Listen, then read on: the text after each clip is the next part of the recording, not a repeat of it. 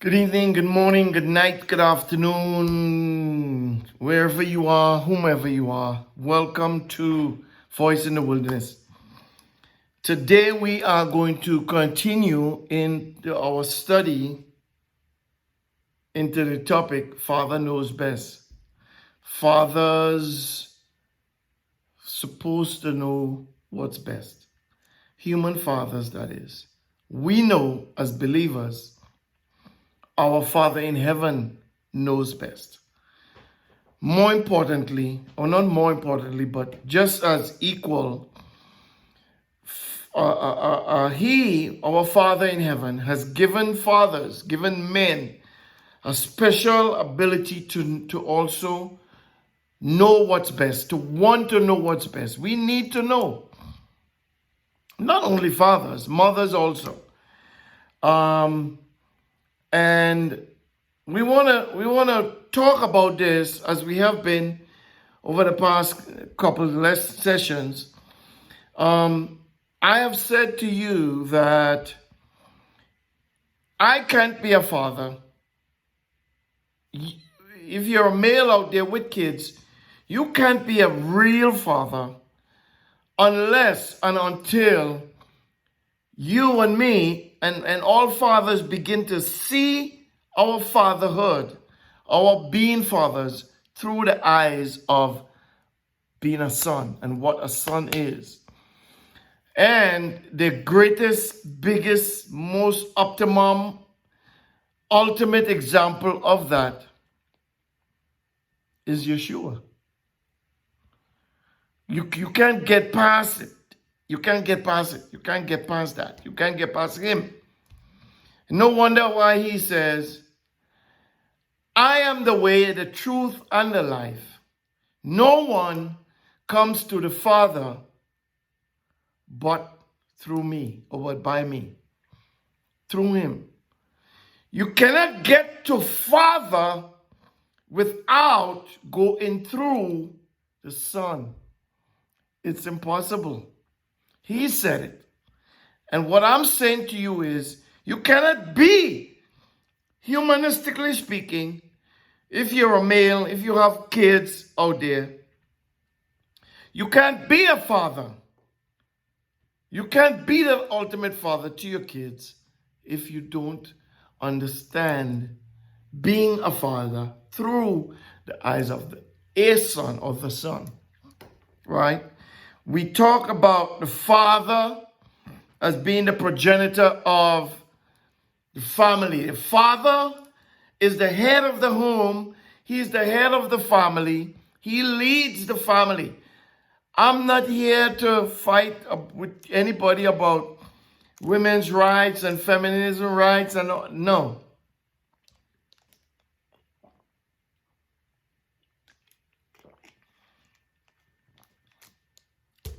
God has created us.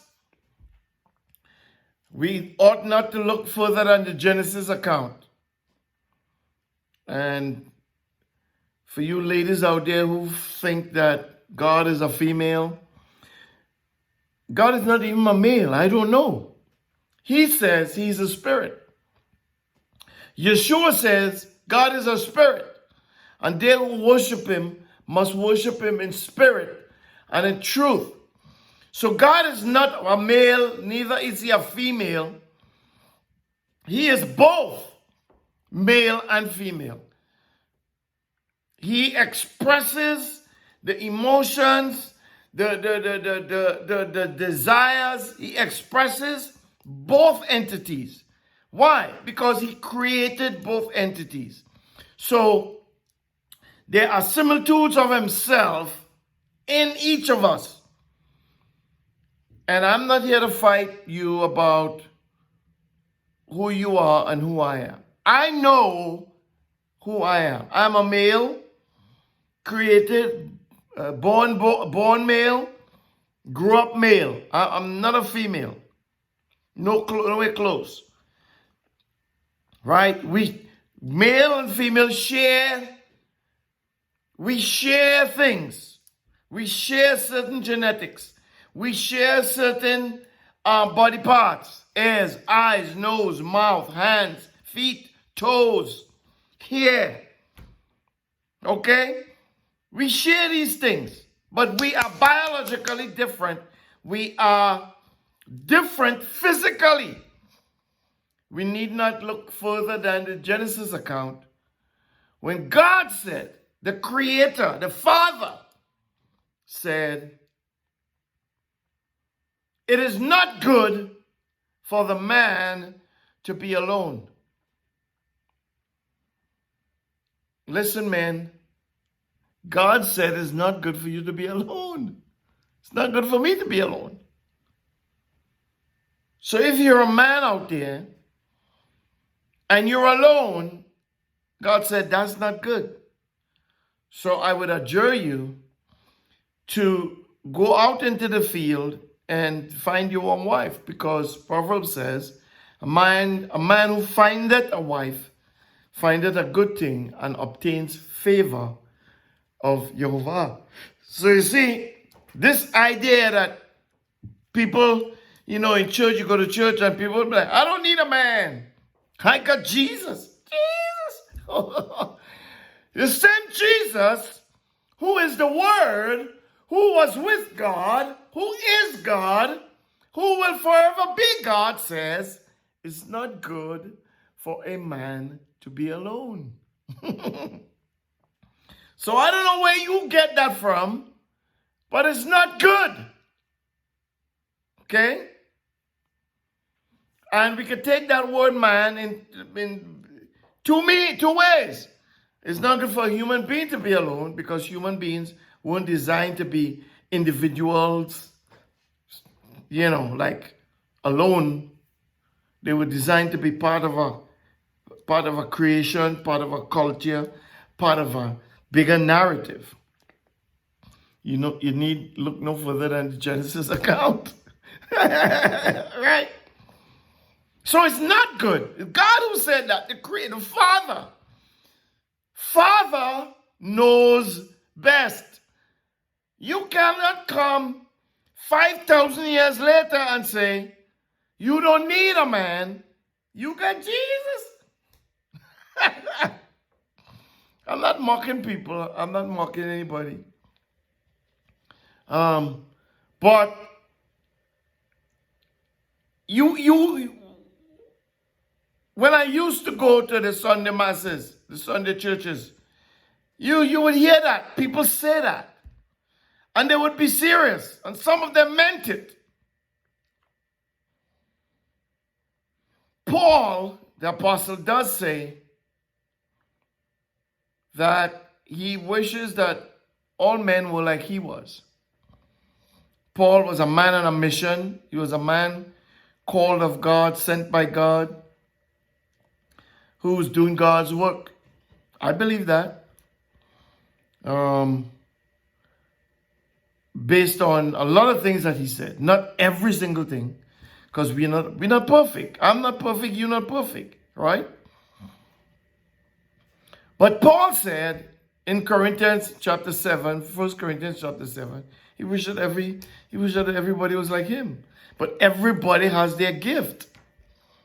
So yes, it's not good for a man to be alone, but there are some men and some women who just have that innate ability. Let's say it like that. That spiritual gift of being single.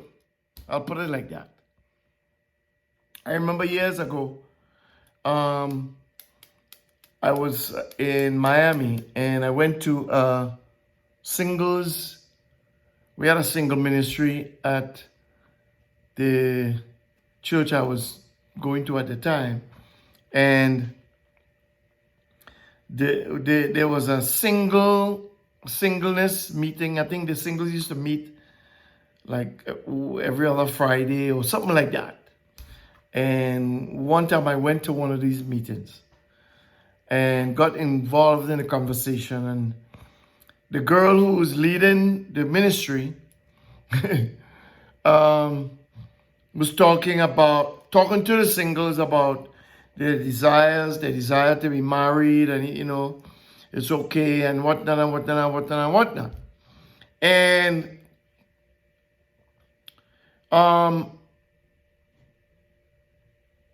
I said that I mentioned this passage of scripture where Paul says that, it's a gift. And not everybody wants to get married. Not everybody will get married, and not everybody has that desire to be married. Because it's a gift.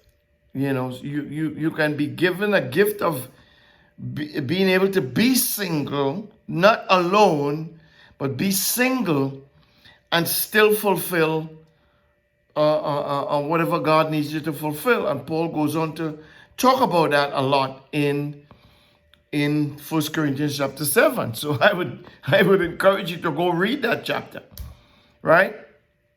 When he talks to married people, but he also addresses the single issue, the single people issue, right? So the girl looked at me and said, I didn't know that. I didn't know that was a gift. Huh? What? Singleness? No. So, anyway,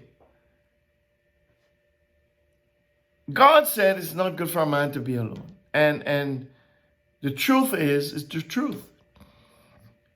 Human beings were created to be part of creation. They were created to be heads of creation. They were created to lead creation in a certain way, and we failed. Father knows best. Father did that.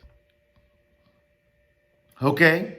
So, when we talk about the progenitor of humanity, he knew exactly what he was doing. He knew exactly what he created. Right?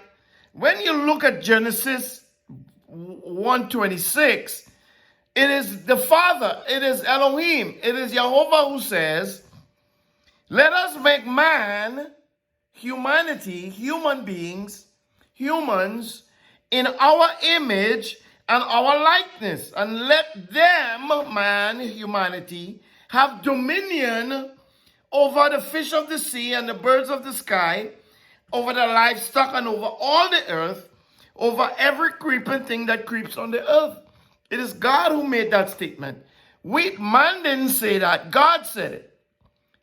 So Father knows best. Father knows why he created what he created and the purpose in which he created humanity. Why he said,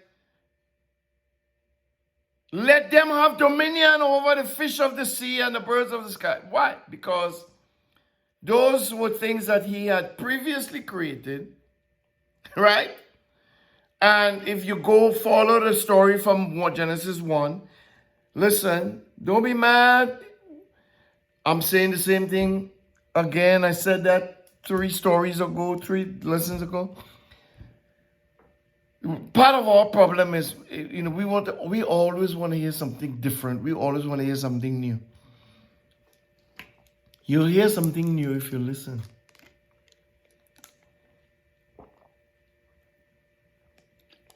Ooh, I'm thirsty this morning. You will hear something new if you listen. But we don't like to listen. Remember I said that in the last session. A big part of our issue is we don't listen.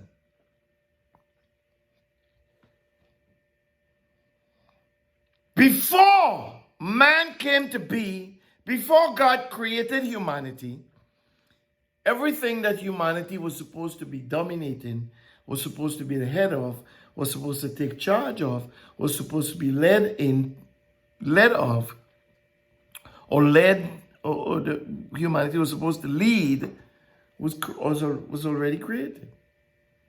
The sun, the moon, the stars, and all these things. And then God put us in Genesis, according to Genesis 1, 26, 27, 28, put us over these things. Take charge of them. So yes, We are over creation. We are supposed to take care of the planet or take care of the planets. As you hear people say, talk about, what's this? What is the thing they talk about? Carbon footprints and all these things. We are supposed to take care of the planet. Yes, it's part of our duty. Which, by the way, we have been failing. Not from day one, but from pretty much from the beginning, right? Because obviously we didn't fail from day one. It took us a few days before we failed, right? So that's what he said. He said it. I didn't. You didn't. The first human being didn't say it. Adam didn't say it. Let God make. No. God said that. God also said. So, sorry, he didn't say this part, but this is what he did. Genesis 1:27. God created man in his own image. In God's image created he him. Right? Male and female. And I was having a conversation with a friend of mine, I think last weekend, where she was talking about, we'll be shocked, we'll be surprised, if we find out that God is a woman. I'm like, why we gotta go there? God is not a woman. He's not a man. He's not like man. That's not who he is. Even though the narrative says, God said, let us make man in our image. Well, if I sit down if I'm a architect, and I sit down and I draw plans to build a house, I'm making the house in my image, in what I would like the house to look like. Where I want the bathrooms, what kind of bedrooms I want, what roof I want, and all these things. That's my image. And we get this idea that God is a human being.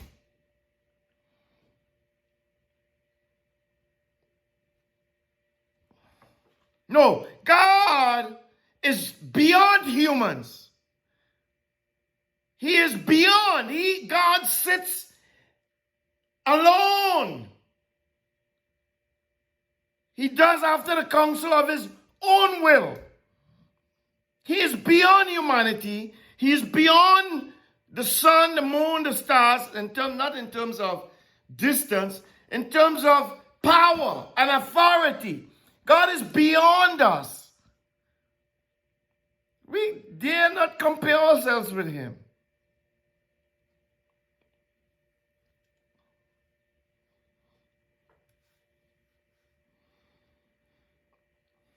So he created man in his own image. In God's image, God, created he a male and a female. He created them. Okay? So God created the male man and the female man, or the male human being and the female human being. Because the meaning of the word man also means human being or human.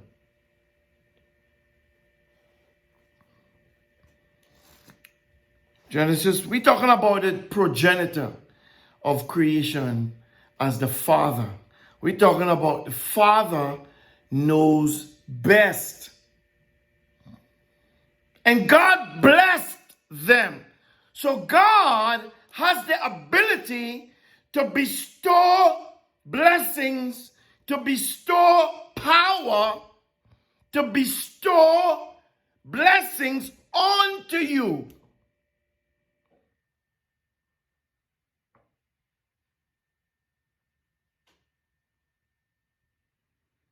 And the biblical narrative says in Genesis 1:28, God blessed them.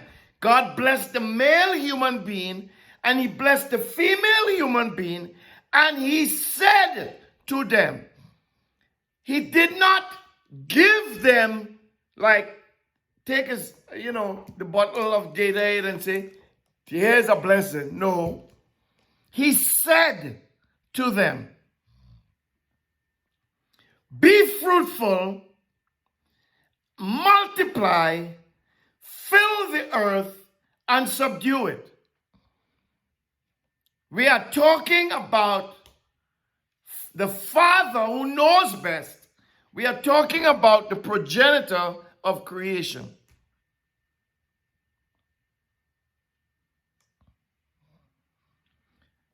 You have to understand the Father, or understand what is a father, or see the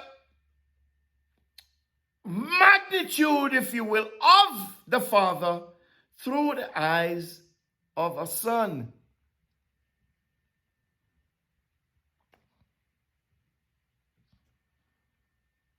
God blessed them and said to them, be fruitful, multiply, fill the earth, and subdue it. Have dominion over the fish of the sea, birds of the sky, and yada, yada, yada. So God, by virtue of speaking, gave power, gave unction, gave the ability to the man and the woman to be able to procreate by saying to them, by speaking a word. And we have gone to churches, and we know that death and life is in the power of the tongue. How do we know that? Because that's how God operates. He speaks, he says it, and it is so.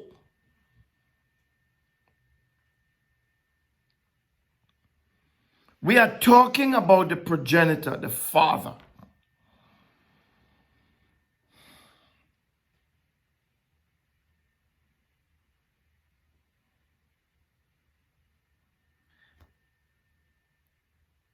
The man God has created, God the Father then continues through Genesis 2 and 7. He made the earth, and then on the sixth day, he created the man and the woman.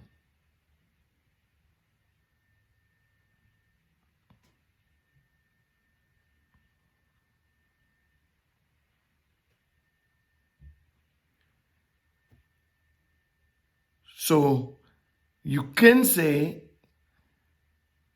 the man is the son. And God showed us the power of the Son, if you will. He gave us a glimpse of the ability of the Son, if you will. Right? Because this is what happened. Genesis 2 and 7. The Lord Jehovah Elohim formed the man from the dust of the ground, breathed into his nostrils the breath of life, and the man became a living being, a living soul. Right? And God continued to create. He planted a garden eastward in Eden, and he put the man where he is formed. And he told the man, right? He put the man there, and then out of the ground, he created all the trees for food and so on and so on. Pleasant to the eyes and so on and so on. And he gave the man an instruction. As I have said before, nothing in creation, of creation, nothing that exists by themselves.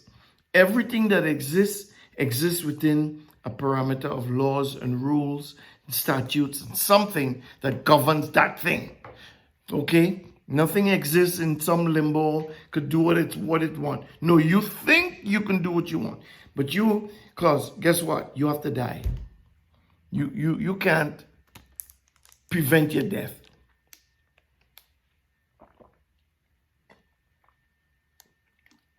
Right? You have to die. That's the rule.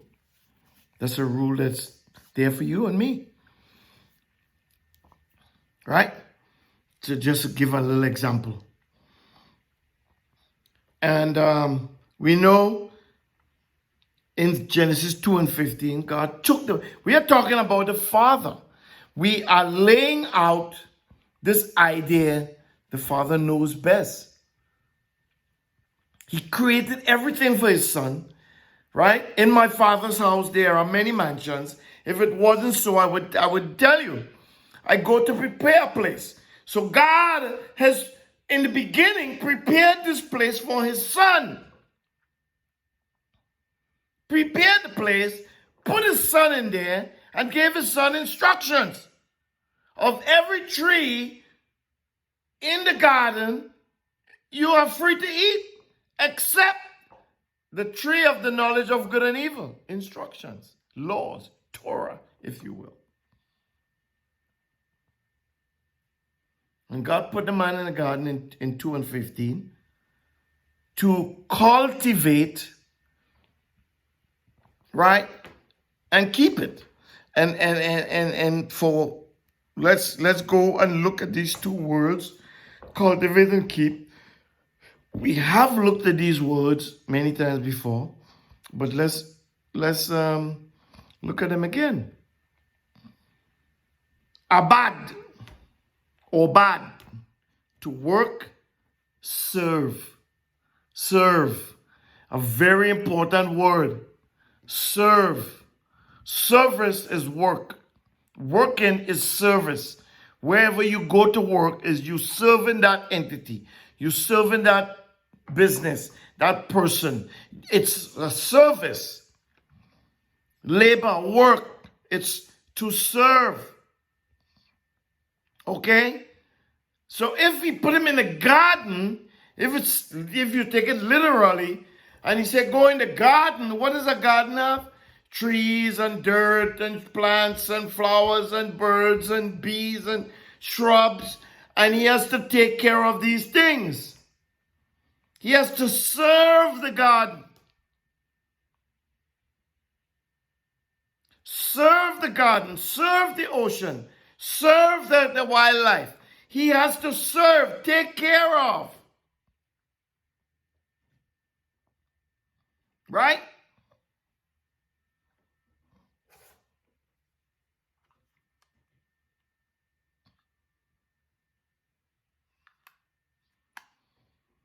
He has to do it. So, we cannot be upset with the people who, like Peter, and, people who want to preserve wildlife, people who want to take care of the oceans, people who want to take care of the climate and all these things. We can't be upset with them, right? But we have to do everything decently and in order. Okay? We have to do things. I was looking at a podcast yesterday about a guy. He was talking about electric vehicles, right? And the misnomer of creating these electric vehicles. And this man divulged a lot of pertinent information, right? That the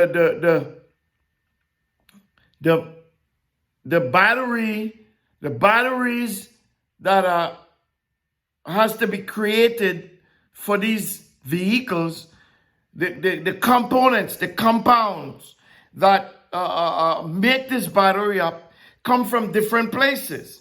And people have to go into the earth and dig and for these elements. And a lot of these people who do these things are working under real dangerous, bad situations, vis-a-vis slavery and child slavery and all kinds of things, right? And these batteries, they're not recyclable and all these kinds of things.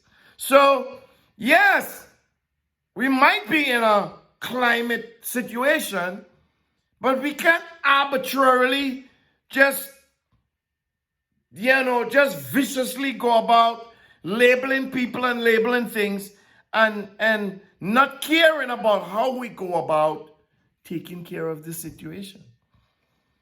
We can't do good by doing evil, right? We cannot forge good by doing evil.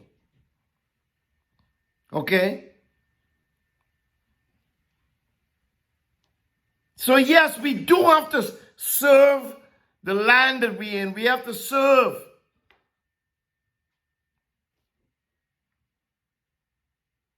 So he says, he took the man and put him in the Garden of Eden to dress it, is the King James Version, and to keep it. Well, you would think dress and keep is one and the same thing. Could be, but not necessarily. But it's a combination. It's two things. And to keep or to take care of it is to serve it, is to, look after it. And to keep it is, the other side is the Shema. Shema, is that the word Shema, Israel? I don't know. Let's look at the meaning. It says, this word says to keep. To guard. To observe. Give heed. Or to listen. Give heed is part of listening. I just said, we don't listen. We don't listen to each other. We don't listen. We don't listen to God. We don't listen. We don't care. We act like we don't care. Some people really don't care. Some people just care about themselves and their existence.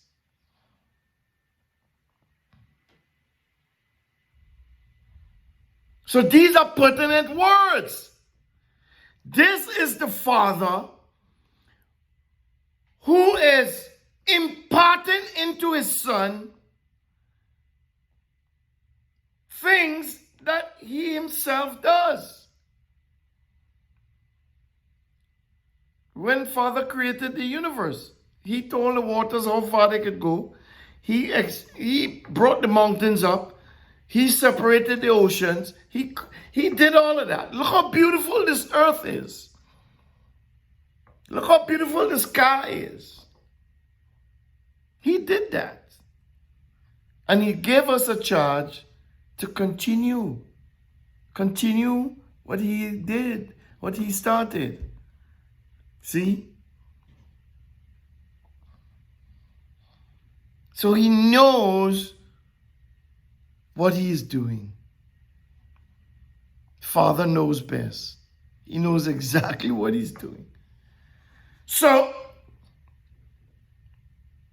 this is the charge given to the Son. And as I've said before, the meaning of the word son, we looked at in the last session. The son is a builder. The child is a builder. Right? Because the son wasn't given the charge to do it by himself. As we follow the text. He's not given that charge to do it by himself. He was given a helpmeet.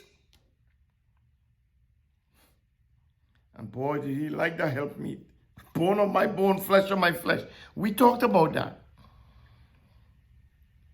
So we see the son given a charge, and then in the verbal expression of the meaning of the word son, in the verbal expression of the meaning of son comes the word builder.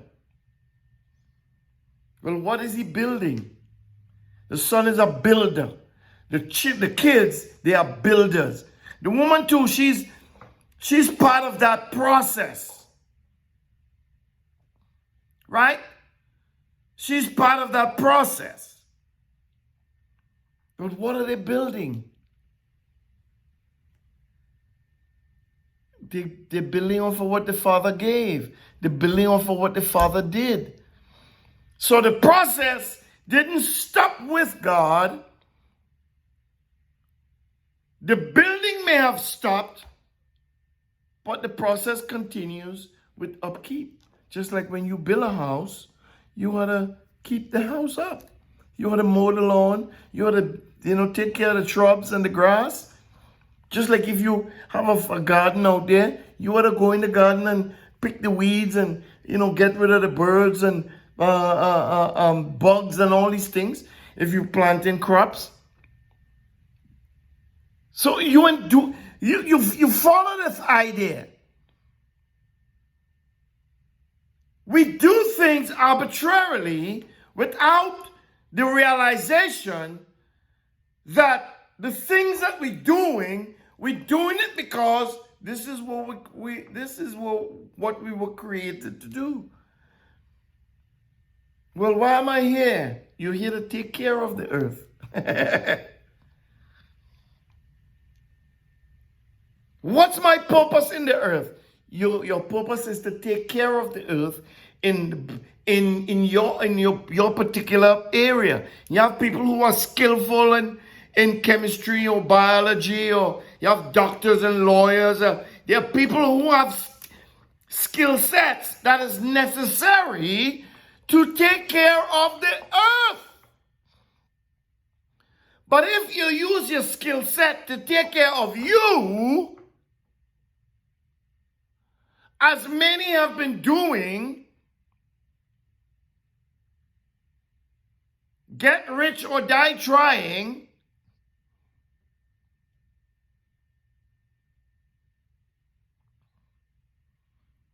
many are focused on getting rich. Many are focused on creating what they think the earth needs without focusing on how they are getting those things that they say the earth needs. If we need food, well, how are you creating the food? You're using GMOs, they're using synthetic substances, they're using all kinds of stuff. Your body is organically created. The earth is an organic creature, the earth. Trees, it's not synthetic. The trees are organic. There's a difference between organic and synthetic. I was talking to, this is like years ago.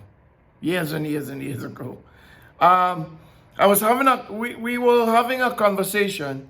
I was a firefighter at the time, and we gathered, I think after work, we were changing and getting ready to leave, to go home, and a bunch of us was just talking about life and things. At the time, there was coming up a epidemic, a crack cocaine epidemic. And one of the gentlemen made this comment. He said, listen, he used to take cocaine, right? And he just stopped. He just quit cold turkey. And he said, because part of the conversation was the struggle to overcome, the struggle to stop taking drugs. He was talking about those things.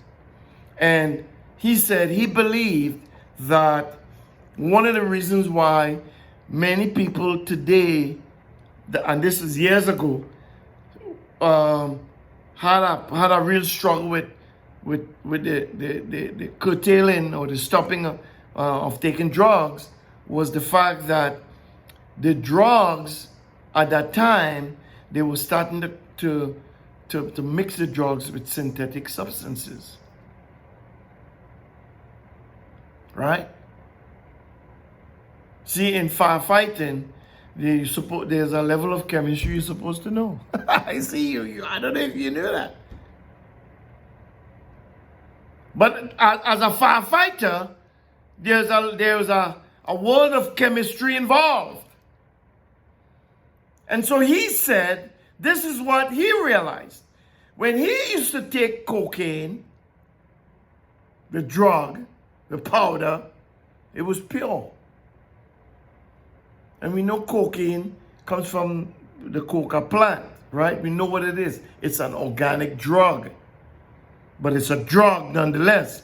Dangerous nonetheless. Illegal nonetheless.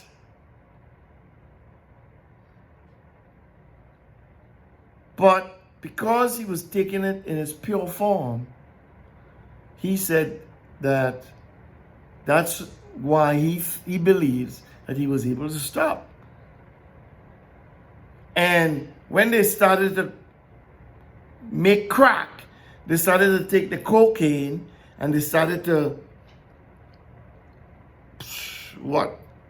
add stuff to it to expand the quantity, so that instead of having an ounce, they would have 4 ounces.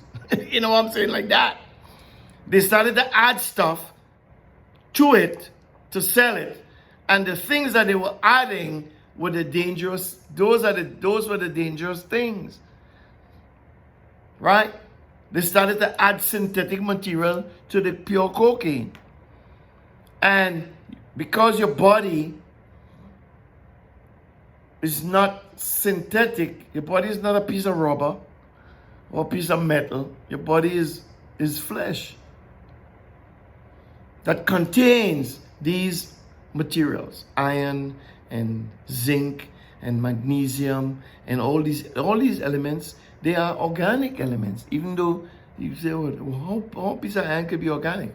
We'll put it in the dirt, put it outside, and eventually over a period of time, it will just rust and rot and eventually just turn back into dust, because that's what the earth is comprised of. The earth itself is comprised of all these various organic chemicals. The earth also has these synthetic chemicals. And there's a difference. Well, if you put synthetic chemicals in an organic body, and the organic, let's say, a lot of tablets, a lot of pills, a lot of multivitamins has synthetic components.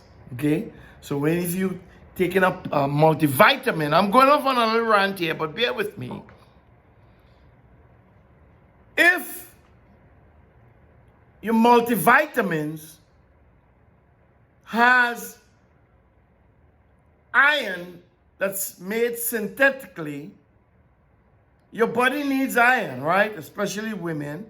Women needs a certain amount of iron because they bleed every month, right? And your blood, when you bleed, you're releasing, your blood is full of iron, so you can become iron deficient. See, I know a little something now. So the doctors would recommend that women take supplements, right, to keep the iron levels up.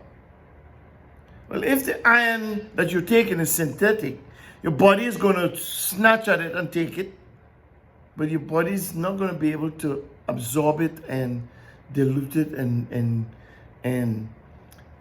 your body is a machine. It's an organic machine, and it's able to maintain levels of what it needs, right?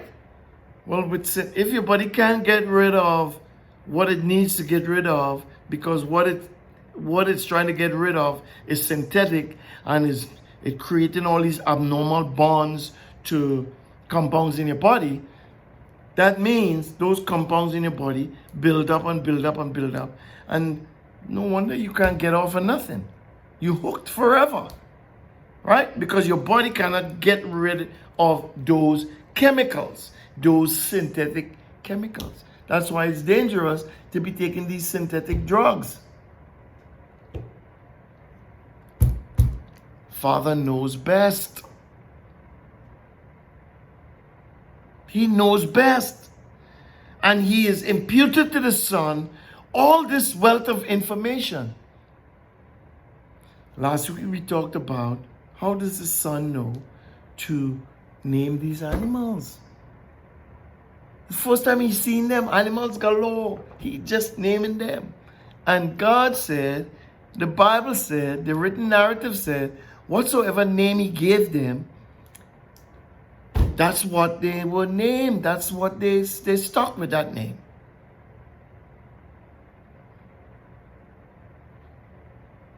That's the name God was pleased with. God didn't say, I don't like that name. Why you call that a dog? I don't want to call that a dog. I don't think that's a dog. That should be a rat. God didn't argue with the man. God showed the man that the man has this innate ability to just flow with stuff that he knows. Father knows best, and a father's supposed to know. He's supposed to be in the know. And the Son is supposed to follow the footsteps of his Father. Again, the greatest, biggest, ultimate example of that is Yeshua. You can't get past it. There is no other son in the world who's followed the Father's footsteps as he has, who has been obedient to the Father as he has. Nobody. That's why he is the one with the name above every name. He's the one with the titles. He's the one. He is it.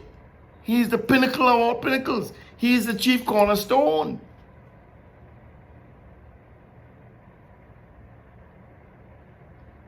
He's the one who is focused on my Father's business. And as I say that, let's go to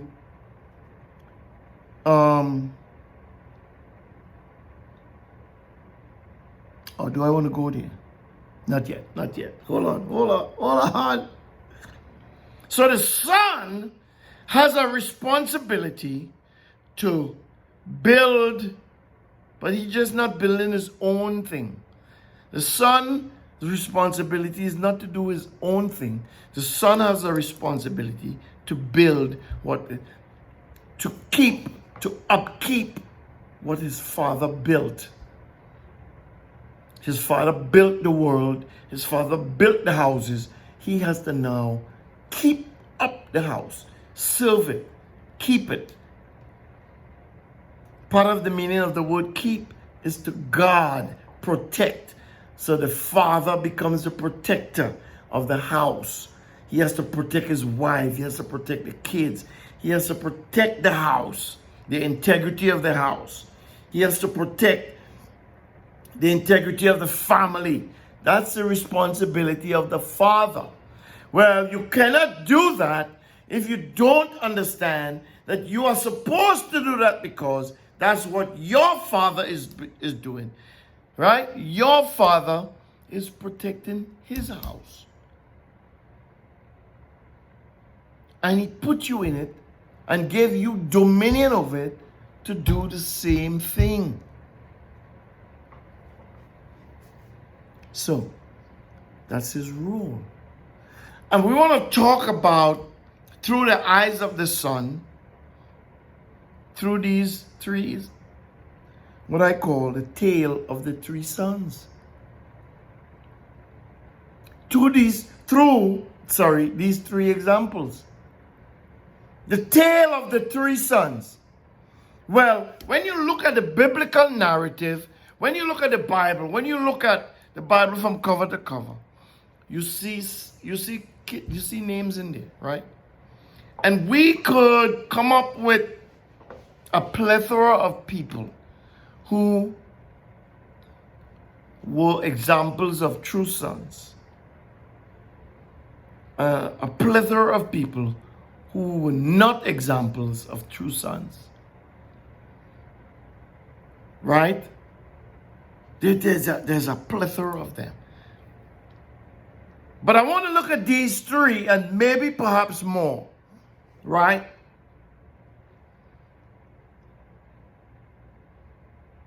In terms of the Son being the Father, in terms of the Father who's supposed to know what's best, because his Father knew what's best or knows what's best. And he created the Son so that the Son would carry on this legacy, if you will. The first father, the first son that I want to look at is Adam. We've got to start there.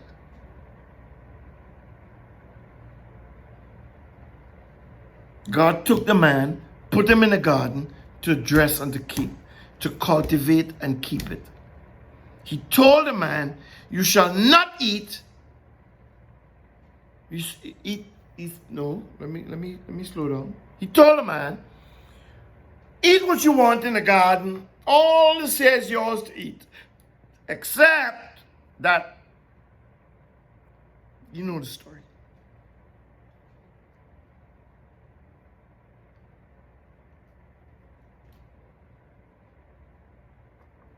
The man named animals. Man, the man was rolling. The man realized he didn't even know he was alone. God said, it's not good for you to be alone. The man didn't know. So what he did, God said, bring the animals. He named the animals, pointing. Naming. Wait a second. I've seen all these animals here. I've seen the lion and the lioness. I've seen the tiger and the tigress. You know, the male bear, the female. I'm seeing. Everybody look like they have a partner. But the narrative says, for the man, it was not found a helper that was comparable to him. He looked in the mirror and he saw himself. He didn't see nobody else. So God put him to sleep, took the woman out, bam, wake him up. And we know the story.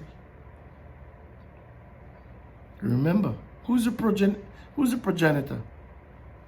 God. Who becomes the second progenitor?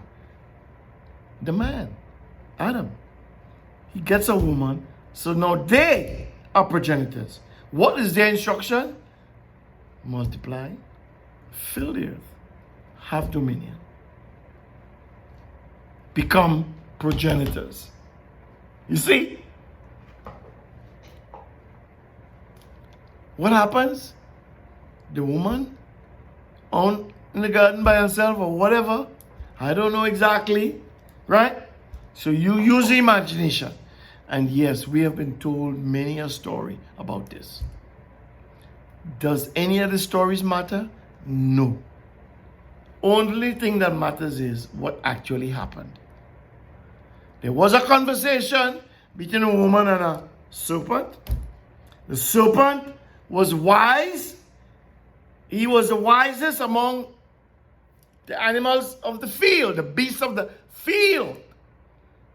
The man, meaning the human beings, was supposed to be wiser than the animals, and they were supposed to be why? Because they were to have dominion. You can have dominion if you're not wise. A king cannot rule if he's not wise. He is going to die very quickly. And apparently that's what happened.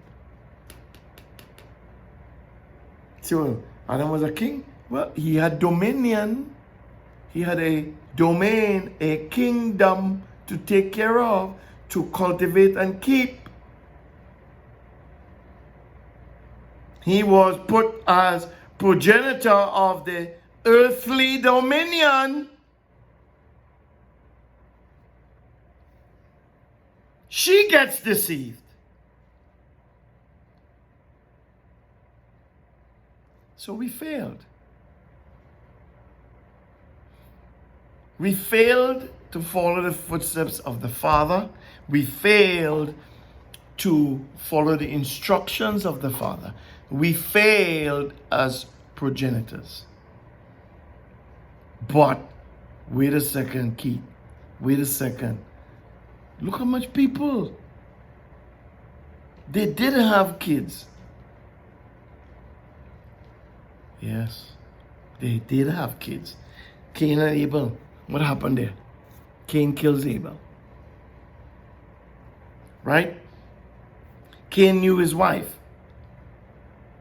Right? They had kids.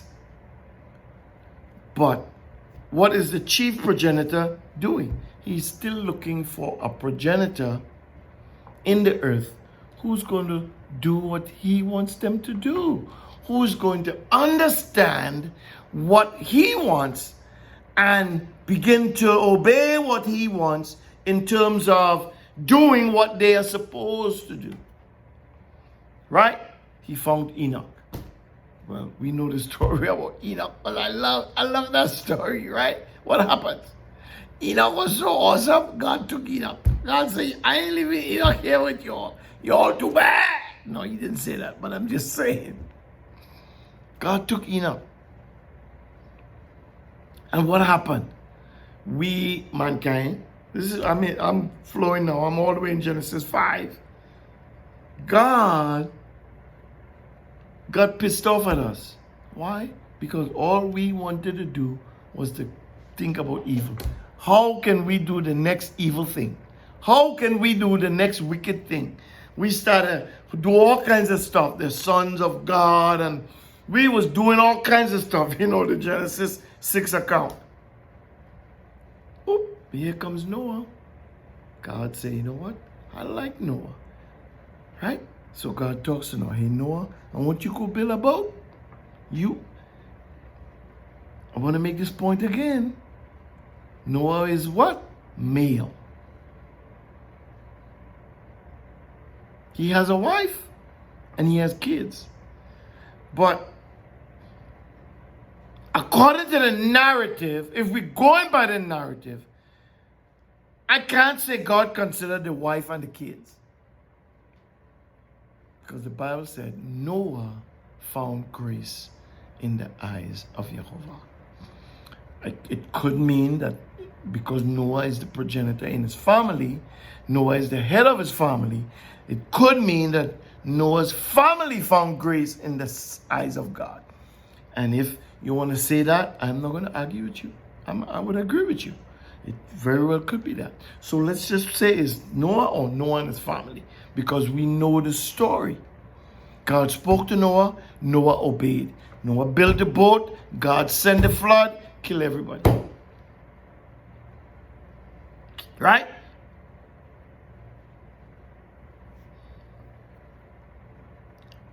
There are many examples of good sons and not so good sons. There are many examples of awesome sons and wicked sons. Just read the book of Kings, Chronicles, Samuel. You'll see them in there. Okay? And when such and such became king, he did evil like his father did. And when such and such became king, he did what was right in the eyes of his Lord, in the eyes of Jehovah, like his father did. You see that continual repetitive cycle. We can't talk about every single one of them. We just talked about Adam. Adam failed. He was able to name the animals. He was able to do all kinds of fancy stuff. But he still failed. Right?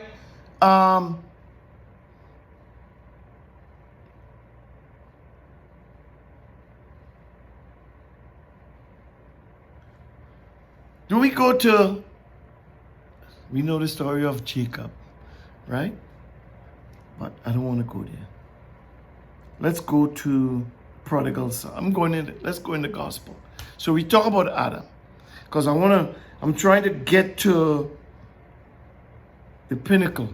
I'm trying to get to the chief cornerstone. I'm trying to get to the top of the mountain. Because when we begin to see things like he saw things, when we begin to understand that the earth is Jehovah's and the fullness thereof, and all they that dwell therein, when we begin to understand the prayer of Solomon, when he dedicated a temple, and God met him on the mount, and God said, ask for whatever you want and I will give it to you. Solomon's prayer was not a prayer requiring wealth.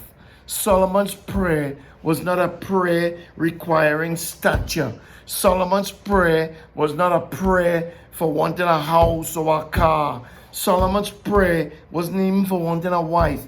Solomon's prayer was not for wanting children. Solomon's prayer was not for wanting a good job. Solomon's prayer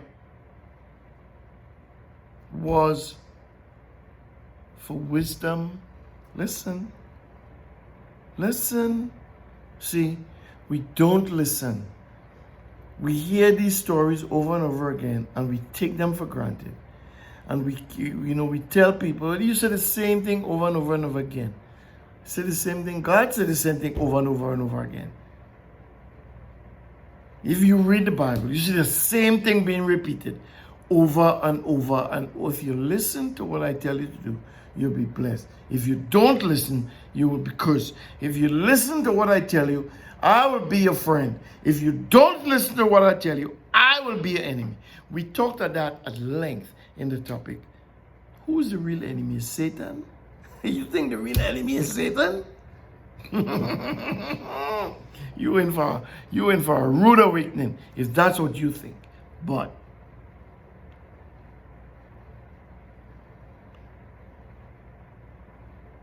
where was I? We have to listen. Solomon's prayer, his words to the Father were, your people are a great people.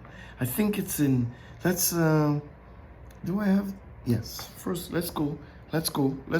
First Kings 3. Come on, let's go.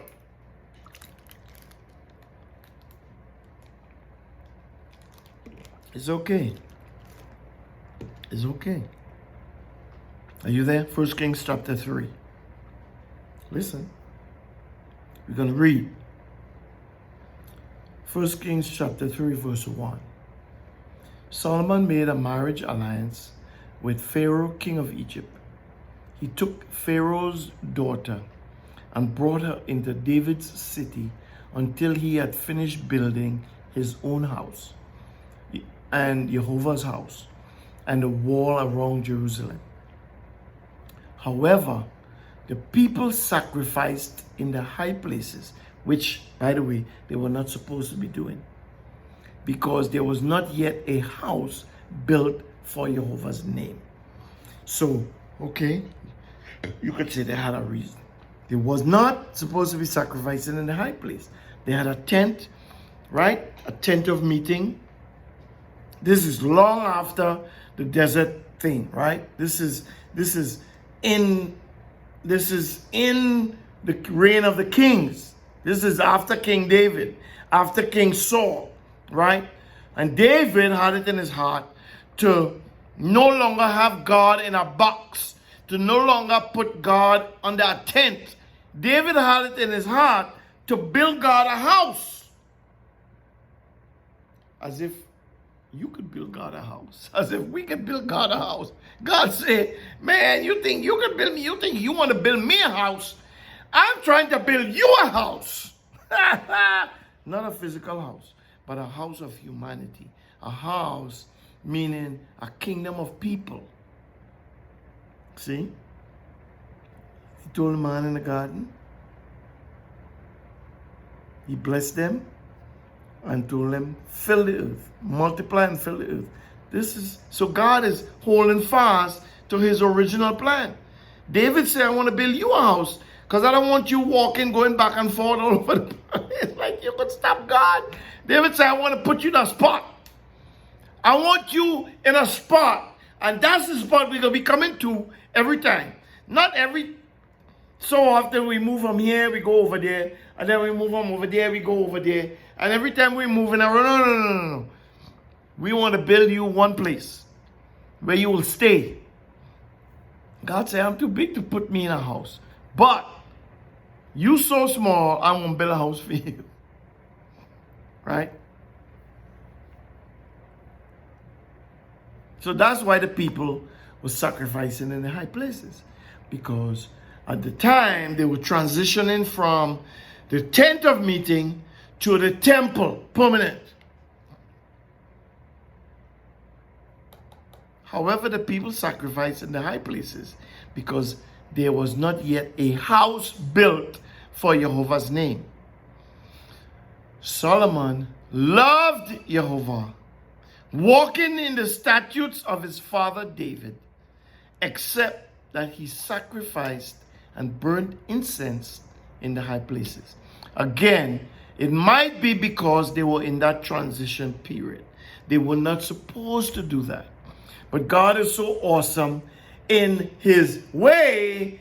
In his way, God is so awesome that he didn't hold this against Solomon. Listen, the king went to Gibeon to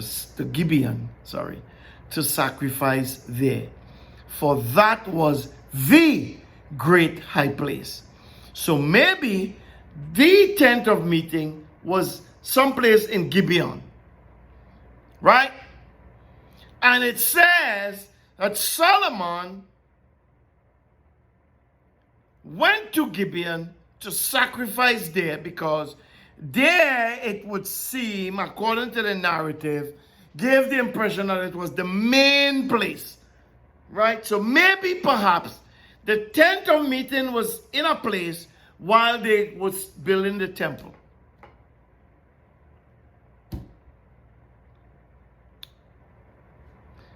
Listen, I told you God is nothing like we think, man.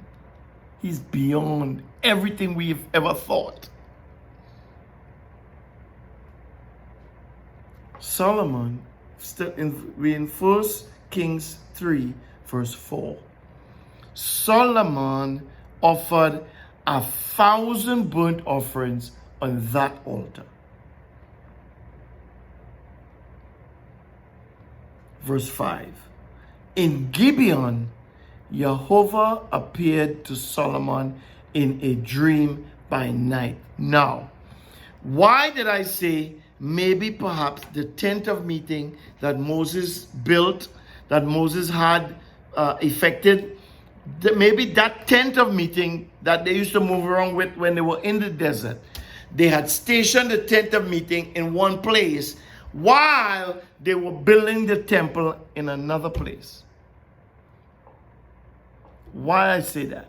Firstly, because it calls the high place the great high place. Right?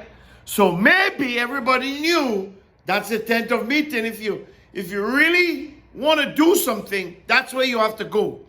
But people was offering sacrifices in other high places, according to the narrative. God didn't necessarily like that. Solomon did it. He didn't necessarily like it. But remember, God is not after your burnt offering.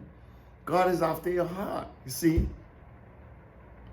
We come back to the old adage of what does God see when he look at you? What does God look at when he sees you? Does God see your skin color? There are many black people out there, and I'll say that, dark-skinned people out there who say, we are the people of God. Right? Really? We're the first people in the world. We're the first people in the universe. God created the black man first. Okay. When God looks at you, what is he looking at? When God sees you, what is he looking at? Is he looking at your complexion? Is he looking at your skin complexion? Or is he looking at your heart? Listen, he said it. I don't look at the outward. every single human being born, they're being born because God says so. God allowed it. He is the progenitor. He is the creator. No matter what skin color you are. You could say what you want. It doesn't matter. The truth is the truth.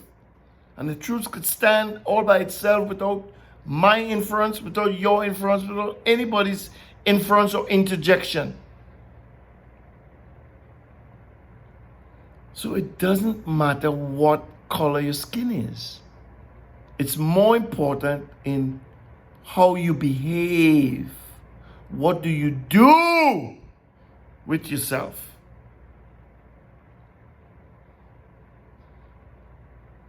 Solomon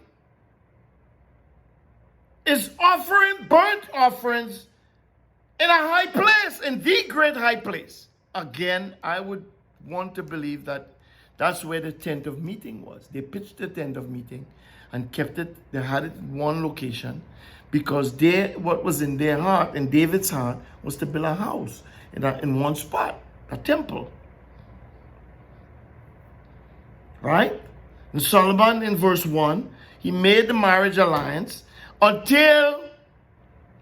brought the woman into David's city, Jerusalem, until he finished building his own house and Jehovah's house and the wall around Jerusalem. Okay? The temple was not yet finished, apparently, and Solomon was offering 1,000 sacrifices in a high place, according to the narrative. And verse 5 says, in Gibeon, not in Jerusalem. See, people think God could only meet you in Jerusalem. See, people think God could only meet you in a certain place. God would only meet you in a certain place in your heart. But don't care what part of the world you're in, God could meet you there. You could be in the bottom of the Antarctic Ocean. God gonna find you. You could be in the top of the North Pole. God will find you. You could go on a rocket ship and go rocket off to Mars and put everything on the rocket ship that you want to live in and go live in Mars. God will find you. God know where you at, bro, sis. God ain't after where you at. God is after where you is in your heart. Where are you in your heart? God ain't care about your skin color. God cares about what you have in your heart. Because out of the heart come the issues of life. So, God, in Gibeon, Jehovah appeared to Solomon in a dream by night. See, we want to focus in on the prayer of Solomon, which will expose his heart, which exposes the heart of the Father. Solomon is David's son. God already called David a man after his own heart. God called David his son, right? We following this trajectory, we following these dots, if you will. We connecting these important dots because Father knows best. And if you want to be an awesome father, if you want to be you can't be the awesomest father, if awesomest is not a word. But you can't be an awesome father if you don't understand the propensity, the intricacies of being a son.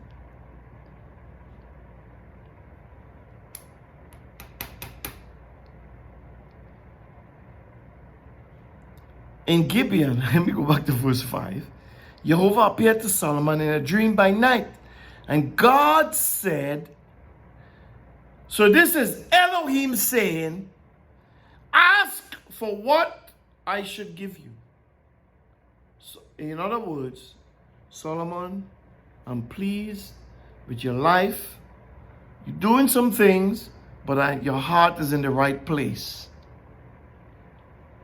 You're following the footsteps of your father like a good son. See, all these things I'm using interchangeably, right? Because they are interchangeable. When we get to the big man, you'll see. Ask for what I should give you. So, Solomon is a king. Man, I want the biggest army the world has ever seen. I want nuclear weapons, and I want all authority. I want power to dominate my enemies, and I want wealth and riches. I want to be known as the wisest man in the world. Solomon didn't ask for that.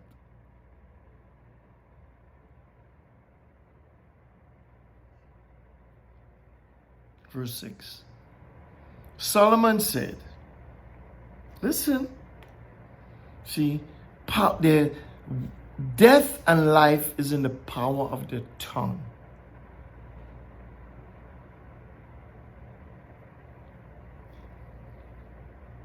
Solomon said, he spoke, he used words. You have shown to your servant David, my father, great loving kindness, because he walked before you in truth. Remember Genesis 17 and verse 1? When God called Abram and said, walk before me. Genesis 4, 5, somewhere there, where Enoch walked with God. Abraham walked with God. God tells Abraham, walk before me. Because he walked before you in truth, in righteousness, and in uprightness of heart with you. Uprightness of heart. But when you look at the life of David, he wasn't spotless. David was not sinless. David committed murder. David committed adultery. God dealt with David with these actions. He dealt with David. But David walked before God in truth, in righteousness, and in uprightness of heart. He continues, you have kept for him this great loving, you have kept for David this great loving kindness, that you have given him a son to sit on his throne as it is today. Solomon is recognizing that he is not sitting on the throne because he is David's son. You know why? Because David had 4 or 5 other sons. Absalom, who's the other sons? David had, maybe not 4 or 5, maybe 3 or 4, maybe 2 or 3. Is that important? Not necessarily. But he had other sons. Absalom was one. I'm trying to remember the name of the other one. But Absalom is definitely one. Absalom is one son. Solomon is one son. But guess what? Solomon is the one who's sitting on the throne. And Solomon is not saying, I'm sitting on the throne because of David. Solomon is saying, I'm sitting on the throne because you have kept this great loving kindness for David and has given him a son to sit on the throne as it is today. Now, Solomon continues, verse 7, Jehovah my Elohim, You have made your servant king instead of David, my father. So he's saying to God, I'm now your servant. And you've made me king instead of David. David is at this time is dead. Listen to Solomon. Listen to Solomon. I am just a little child. What? Wait. What? He's king. Marrying Pharaoh of Egypt's daughter. Building his a house, king's palace. Building God's temple. He's a child? No, he's a grown man marrying people. He's not no child. But out of the heart come the issues of life. And he's recognizing who he is addressing. And he's paying homage to who he is addressing. He's paying homage to his father David. He is not looking at himself in a high and mighty way.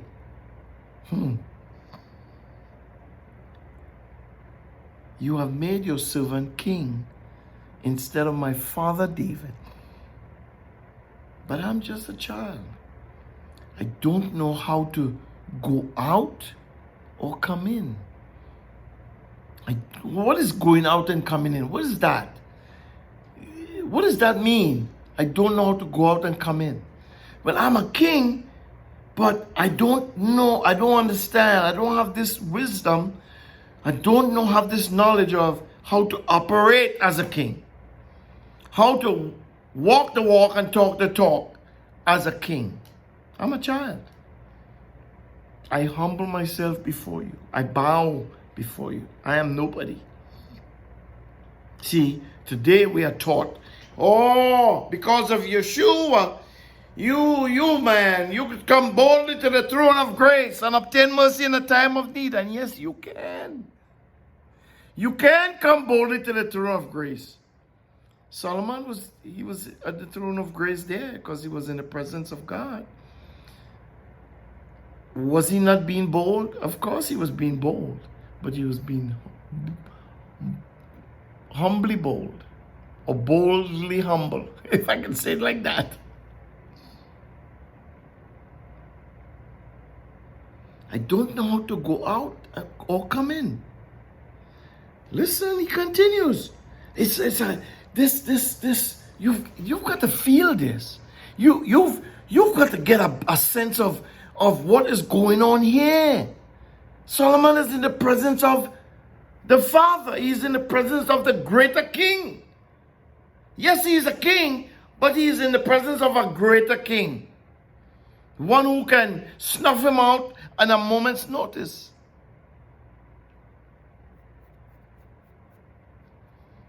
He says, verse 8, your servant is among your people, which you have chosen. A great people that can't be numbered or counted for multitude. So, your servant is among your people. He didn't say your servant has been set aside to lead your people. He didn't say your servant stands above your people. He didn't say your servant is king of your people. He didn't use none of that language. He didn't portray any of that idea or ideology. He says your servant stands, not even stands. Your servant is among your people, is one of your people. He is with your people. He's among them. He is with them. He is there in their face. He's not standing above them looking down. He's not sitting above them looking across. He is with them, one with them. And your people whom you have chosen, they are a great people, right? And in this case, he go on to further talk about greatness in terms of number. But you could say greatness in terms of quality. Greatness also exudes quality. That person is a great player. They are a great soccer player. It's a quality, not necessarily a quantity. The team has great players. That's quantity, right?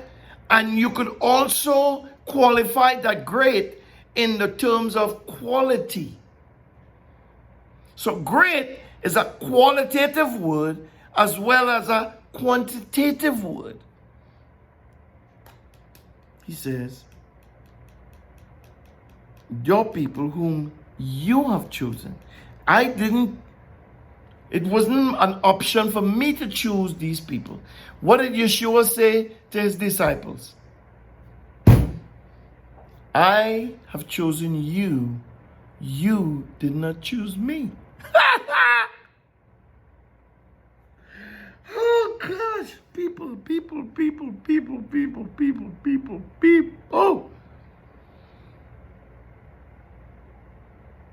What? Where do we get the audacity to think we are in the driver's seat, we are in the know? Where does that come from? He said, you didn't choose me, I chose you. If it was not for my choosing, you had nothing, you were nothing, you will be nothing. Because you can't be nothing without me. These are the words in the biblical narrative.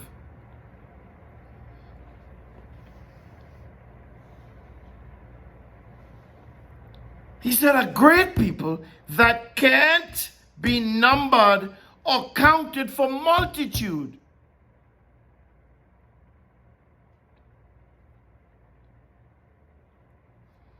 You think he would turn and say, no, so what I want is the ability to be able to control all of them. No, he didn't say that. I want their power to be able to give an instruction and they all obey. He didn't say that.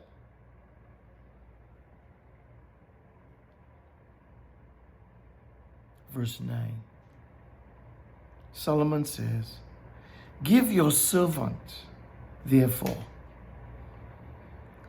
an understanding heart to judge your people, that I may discern between good and evil. Because you know what, God? Who is able to judge this great people of yours? Listen, I don't know of many greater words than the words of this prayer.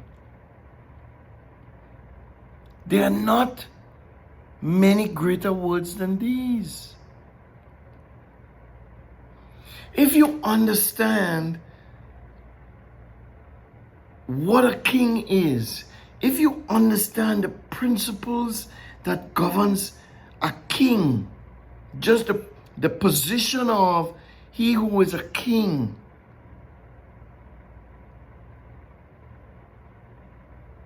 here this king recognizes that he is in the presence of this greater king. This peon is in the presence of a mountainous, humongous king. He's greater, he's bigger, he's stronger, he's faster. He's more than the $6 million man. He's like the 6 quintillion, quintillion, billion, million, thousand man.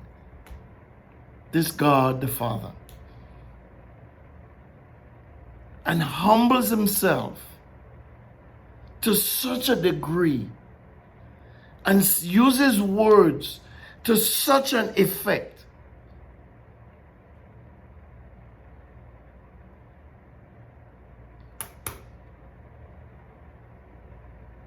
that verse 10 comes into play. And in 1 Kings chapter 3, verse 10, these are the words that are written. This request pleased Jehovah, that Solomon had asked this thing. God was pleased with the son of his son. He was pleased because the son of his son recognized the heart of God. That the people of God, that God is consumed about his people. What is man that your mind is full of us, that you are mindful of us, and the Son of Man that you want to take care of him? Who are we that you love us to this extent? Solomon recognizes that.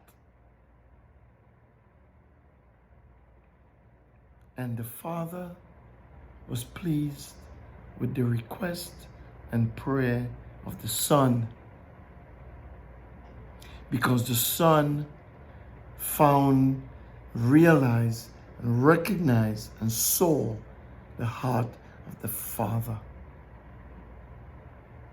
If you can't see and recognize and understand and know to some degree the heart of the Father, how can you be effective in being a father yourself?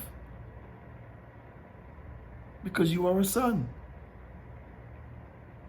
You were a son before you ever became a father. You were born a boy, that made you a son. And you remain a boy, that makes you a son. Even though you're a father, you're still a son. And guess what? Fathers say it all the time. And you sons out there who understand this, you know, the father will say, boy, I brought you in this world and I could take you out. Mother say it too. And you could be 70 years old. If your father is alive, he's still your father. You still his son. Even when he dies, you still his son. So no matter what age you are, if you're a male, you're a son.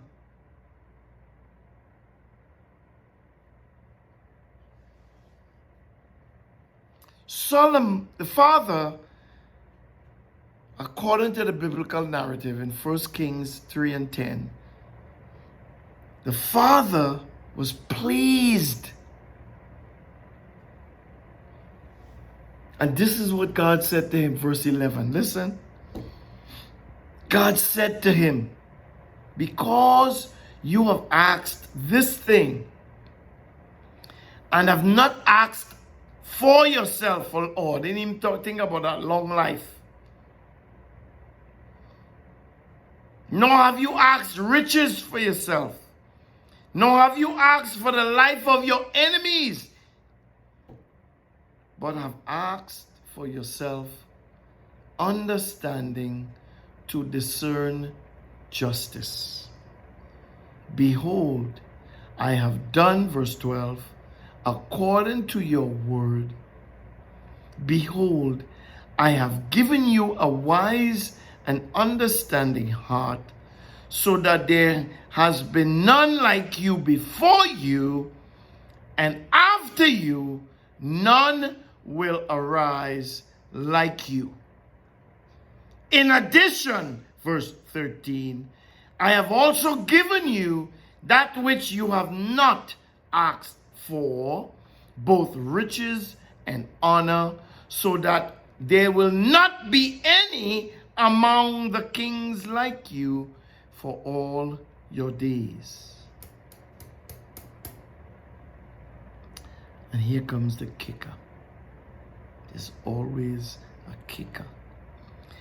If you will walk in my ways to keep my statutes and my commandments as your father David walked, then I would lengthen your days.